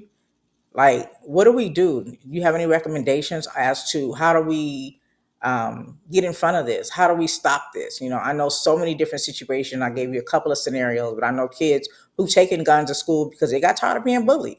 And times have changed. When I was growing up, it was meet me outside at 3 o'clock. We made appointments to fight. And I remember telling one of my closest friends who every day the girl was just messing with her, antagonizing her, telling her what she's going to do to her. And I said, you can't be afraid. I said, you got to be ready to defend yourself. And I literally told her, we used to have metal trash cans back then. I'm like, we walked through the field where we did PE and all the things. This was junior high. And I said, she come up on you, you grab that metal trash can. And when she try to hit you, you pick it up and you clock her with it. Because if you're fearful that you can't beat this person and your whole goal is to defend yourself, to keep them from beating you, then you're going to pick up something or you're going to use something that's going to slow them down. And so that was my recommendation. And as the story history teaches us, or is, she never had any more problems out of that person. You know what I'm saying? Everybody lived to see another day, though. Okay. And I've had my thing. Bullies lasted maybe a few seconds in my life because once they saw that I wasn't the type, you can say what you want, you can tease, you can do, long as you don't touch me, you don't come into my space. It's not an issue. You can say what you want, but I will fight. I will defend myself. And yeah. So shout out to Jamar, who's on Facebook, who says America was founded on the spirit of bullying. It's a fact. It's a fact. I mean, you think about it.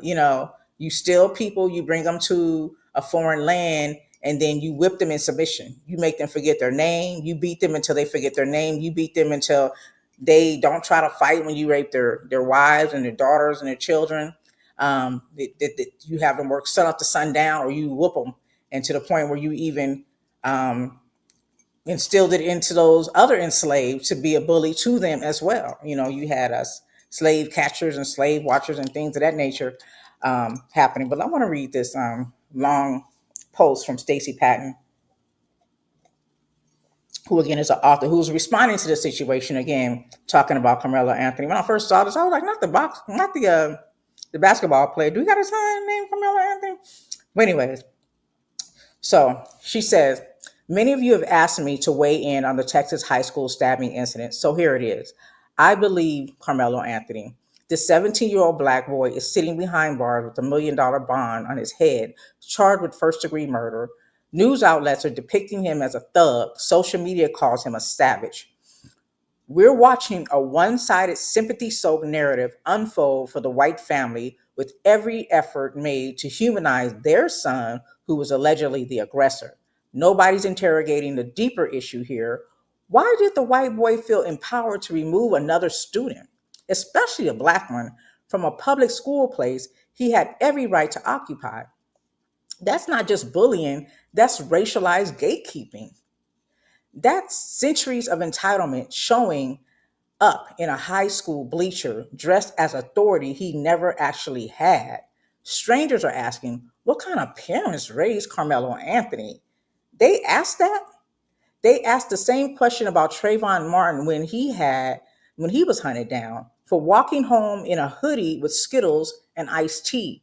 They asked the same about Tamir Rice after police killed him in seconds for holding a toy gun in a park, about Mike Brown Jr. after he was left baking in the street for hours. Every time a black child is killed, or in Carmelo's case, survives, white America performs this ritual of parental inquisition, not out of care, not to indict, to blame, to create distance between their children and ours. And now they're combing through social media, sharing every photo they can find of Carmelo throwing up a middle finger, tilting his head, just so, dressing how teenagers dress. They're trying to sell him as a gangster, dangerous and irredeemable. Where have we seen this before? She asked. We remember Black Twitter called it out years ago with the hashtag if they gunned me down. This was a movement that exposed a deliberate media tactic of digging through images to find the most thuggish looking photo of a slain Black victim to justify their death. Meanwhile, their white counterparts, armed to the teeth, flashing Nazi signs, sound familiar, or dressed in tactical gear, are remembered with yearbook photos and glowing words. So let's not play dumb. Let's not pretend this is new. This is the script, and it's time we burn it because this isn't about parenting, it's about perception. It's about the deep racist instinct to see Black children as threats and white ones as innocent, even when the Black child was the one being attacked. But I believe Carmelo Anthony, she says. I believe him when he said he was protecting himself. I believe Carmelo because Black boys are not allowed to be afraid, not allowed to defend themselves, not allowed to survive when white violence shows up dressed as authority, entitlement, or bullying. This time the narrative is flipped and they don't like it. According to reports, Carmelo was under the tent at the Frisco Memorial High School track meet where he belonged. The white boy, Austin Metcalf, a twin, a football player, part of a popular crowd, reportedly a known bully told him to move. Witnesses say Metcalf grabbed him, put his hands on him, then he'd harassed Carmelo before, and that he harassed Carmelo before, that he'd broken his phone, that he allegedly called him the N word. And let's be clear, she continues, that word is not just a racial slur, it's a threat. I just wanted to let that sit in. That word is not just a racial slur, it's a threat. Because you looking for trouble when you call me out. But back to what she said. It's a trigger. It's a declaration of superiority, of possession, of dehumanization. It's a prelude to death. It echoes with the weight of centuries. So when Carmelo reportedly reached for a knife and said, touch me and see what happens, that wasn't aggression. That was trauma. That was a warning. That was a teenager trying to live. That was Trayvon, Tamir, Mike, and so many others whispering through his fear. Don't let them kill you too. It was the sound of centuries of survival instinct screaming through his bones. It was the impossible weight of being young, Black, and endangered in a country that only teaches you how to die quietly. Because I'll just add this, because if you don't speak up, people will kill you and tell you you enjoyed it. I'm paraphrasing. But back to Stacey Patton's post. Because he knew in the moment that no one was coming to protect him. I just wanted to sit on that for a moment too. It makes me sad when I read that. Not the coach, not the school administrators, not the police, and not the justice system. Carmelo didn't want to end up like the other Black boys we make hashtags for.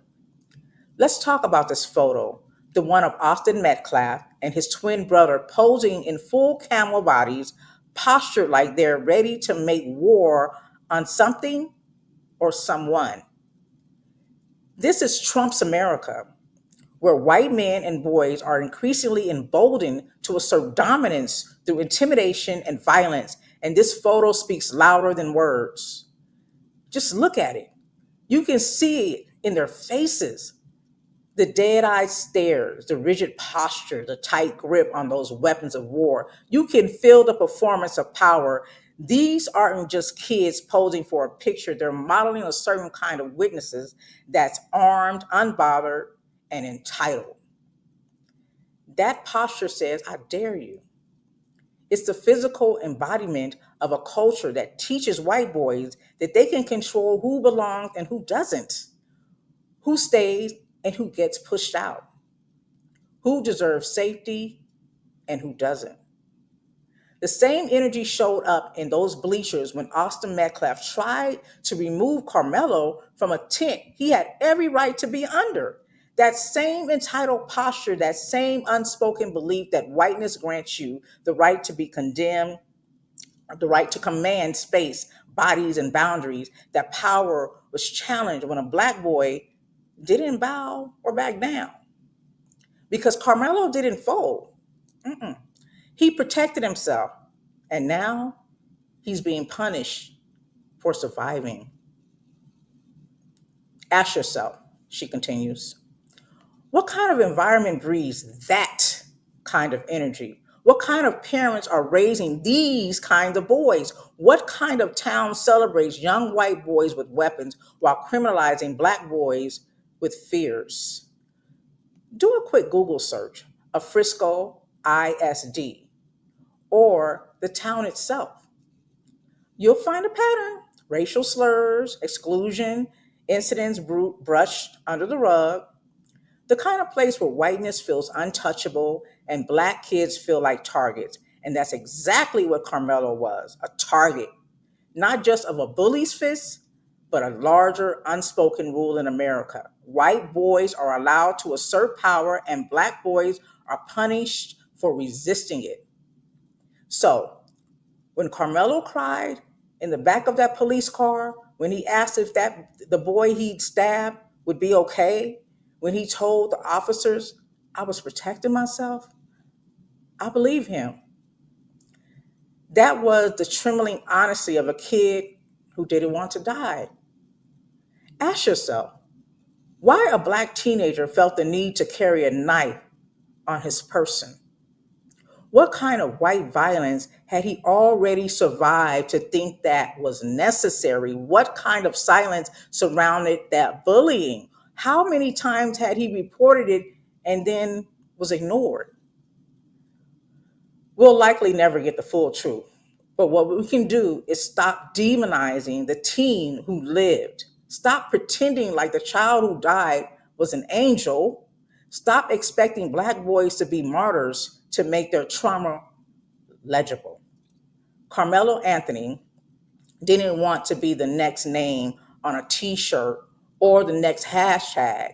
And in this America, sometimes the only way a black boy gets to walk away is if he fights back. Stacey Patton. You can follow her on Facebook. She got time and she got some things to say. And she pretty much captured what I was trying to say in a nutshell. Yeah, in a nutshell. There's so many other things I wanted to get into when we talk about bullying with our president, but I'll leave that for. Did I say our president? No, that's our president. Excuse me. I'll leave it for another day. It's a lot going on.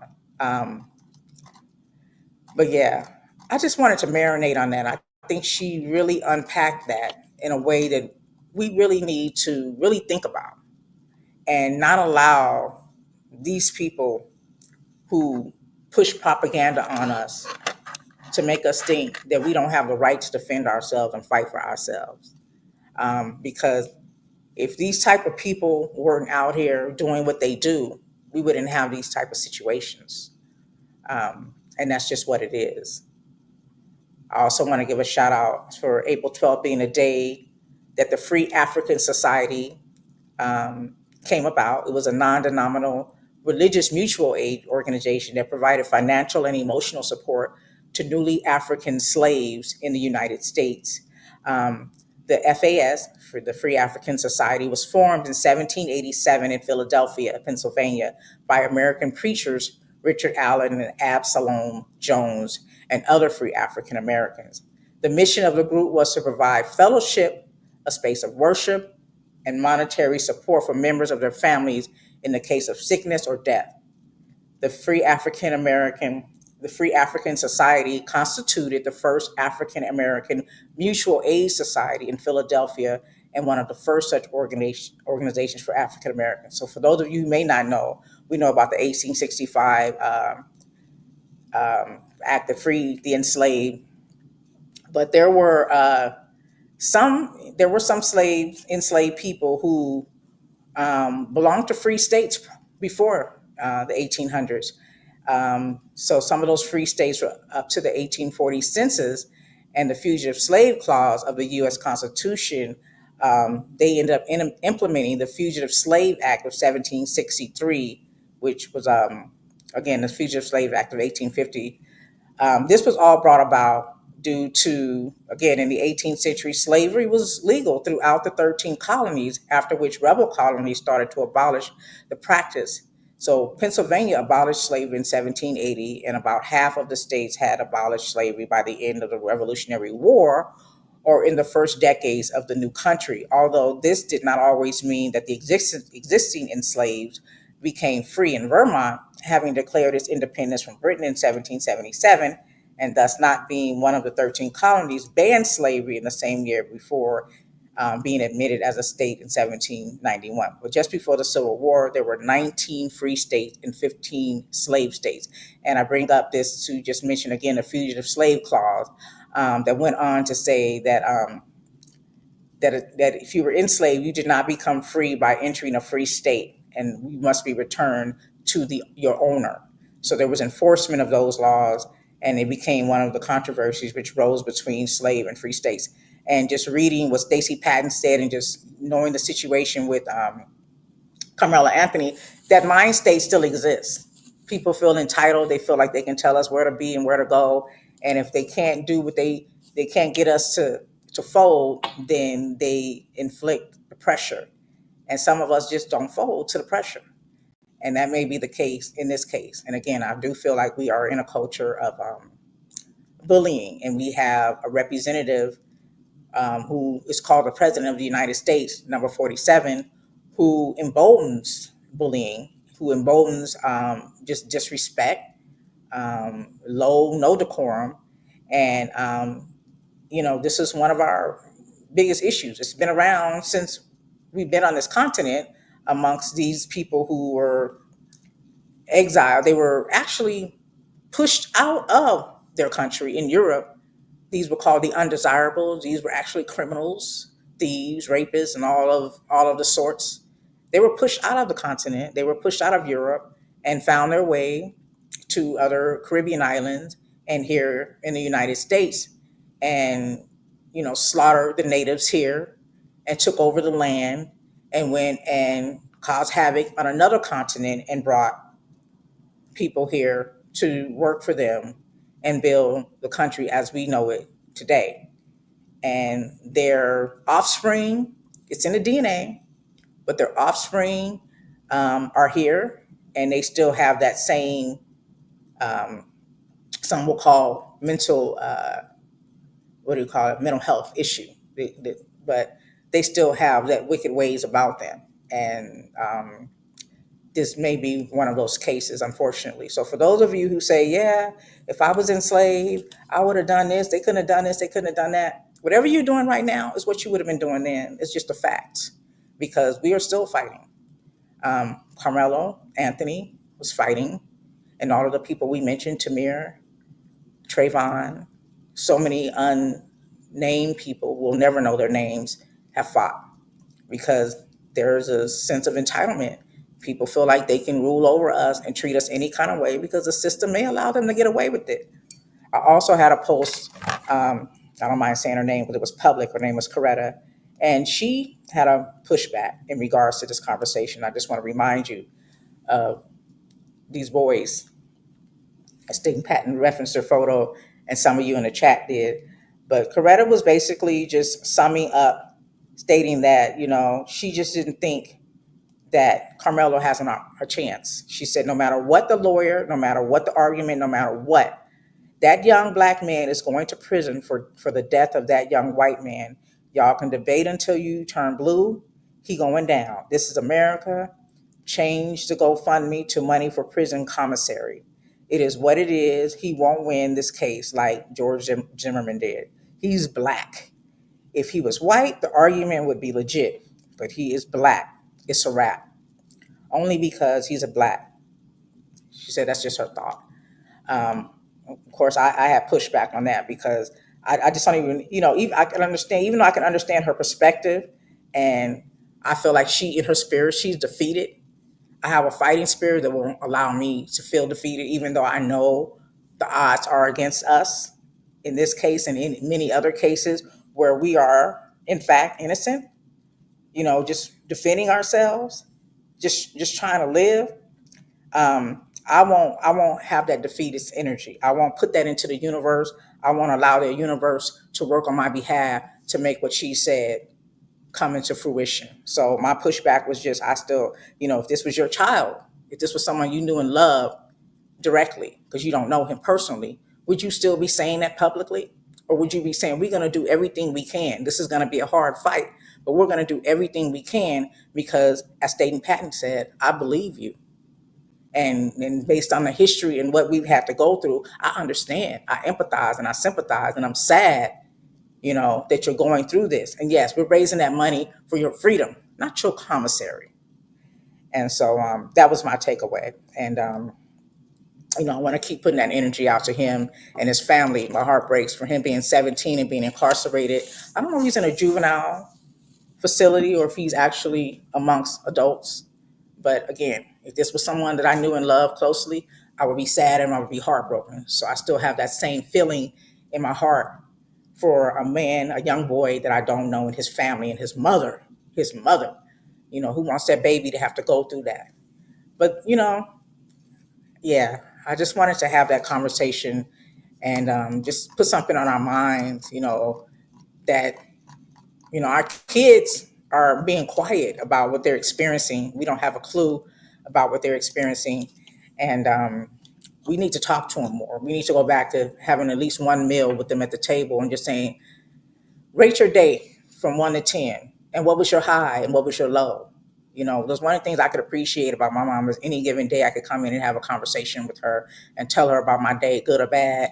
And, she added to it and helped me resolve a lot of things. I've told y'all before, sometimes it meant with the bully pulling up with your lawn chair and it was a fight on the corner, you know what I'm saying? But we all live to see another day. But we need to start talking to our kids and making them feel comfortable. But some kids are getting threats to where they don't want to tell their parents because these threats are, we're going to do something to your family. And they believe that. So we need to find a way to communicate with our kids and teach them ways in order to defend themselves in ways that will not subject them to losing their freedom. And sometimes it comes down to that, unfortunately. It comes down to that. But okay, so I kept y'all a little over, and I appreciate those who hung out with me in the chat. I love y'all so much for that. I really do. When you engage with me, it causes me to go into my wheelhouse and have a different perspective, or at least speak to the perspectives outside of mine, and I appreciate you for that. But I want to close out with a little levity. I like this quote too. Shauna Renee is another lady I listened to live on the radio, and she said, make sure you stay right so you don't get left. So I just want to throw that in there. You know what I'm saying? You picking up what she putting down? Make sure you get right so you don't get left. But before we leave out here, I want to leave you guys with a little levity. Talking about Stevie Wonder, because I did mention him, didn't I? So he could even see what's happening right now. When we talk about this project 2025 and all of the things that are coming up. Thank you for joining me. Yes, I hope you have a great weekend too, sis. Thank you so much. Genuinely Poised on YouTube. But yeah, I'm going to leave you guys with this clip. Make sure you stay right so you don't get left. And then this one is Stevie Wonder. Some funny stuff people had to say about Stevie Wonder, and just let you hear just different people, Arsenio Hall, different comedians talking about their experiences with Stevie Wonder. Because like I said, even Stevie Wonder can see, and some people wonder, can he really see? So let's listen to this. On everything I love, Stevie Wonder does FaceTime me. I can't make this shit up. I went boop, and he was like, nigga, I've been looking for you. Get the fuck out of here. It was one in the morning, right. 2 in the morning. Why did this guy beat all three of us, whipped our ass in air hockey? I said, I don't care what you say, motherfucker, you can see. Right, yeah. We live in a building on Wilshire. Door opens. This Stevie Wonder. He comes in, says, "What's up, Shaq?" Presses the button. Oh, true story. Presses the button, gets up on the floor, by himself, goes to his room. I go over to his house, and he says, "I got a record I want you to hear." So he pulls the cassette. He says, "Come go with me in the car." And he goes on the driver's side. He said, "Get it on the passenger side." I get on the passenger side. He cranks the car. He puts it in reverse and starts down the driveway. I said, "Stevie!" He goes, "I got you." Stevie flew me to Tobago one time for a jazz festival that he was producing. I'm on stage with Chris Tucker and Johnny Gill. Chris Tucker and I are Johnny Gill's background dancers. Stevie walks on stage, walks to me, looks me dead in my eye and says, "Anthony, get me to a piano." I was like, "Stevie, well, hell, if you just walked to me, you could have walked to the piano." So just a little funny stories about people talking about Stevie. They believe he really can't see it. And if he can't, like I said, he can see what's going on around us. And I need y'all to see and stay focused. Learn something new today. Be good to yourself. Be kind to yourself. Be patient with yourself and others. Also stand up for yourself and listen to your babies. All right, let me thank y'all. Let me get my thank you in.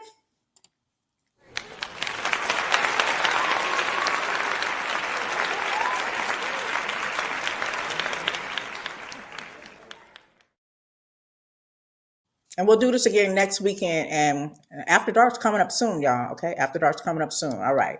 Enjoy the rest of your Saturday. Mwah. Talk to you later.